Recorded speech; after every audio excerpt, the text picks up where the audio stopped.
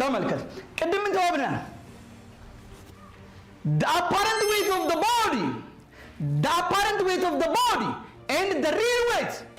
እኩል የሚሆኑት መጀመሪያ ቦዲው ምን ከሆነ ነው at rest if the body is at rest ሆኖ ቦዲው ቢቀመጥ ወደ ታች የሚኖረው weight እና ወደ ላይ ፊል የሚያደርገው weight apparent weight እና weight of the object ምንድናቸው equal አንደኛው ኬዝ ነው and the second one is መቼ ነው apparent weight እና weight of the object እኩል የሚሆኑት yes at a constant speed ደግሞ ሲሄድ አሁንም ፊል የምታደርጉት ምናችሁ ነው ክብደቱ ስፒዱ ኮንስታንት ከሆነ ስለዚህ አንድ ቦዲ ከቆመ የሚሰማውና የሆነው አንድ አይነት ነው ሪሉና አፓረንቱ ተመሳሳይ ናቸው አንድ ቦዲ በተመሳሳይ ስፒድ ወደ ላይ ቢወጣ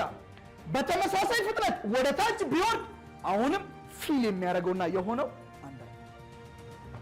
ስለዚህ ሁለት ኬዞች አሉ ማለት ነው apparent weight እና weight of the object እኩል የሚሆንባቸው በቃ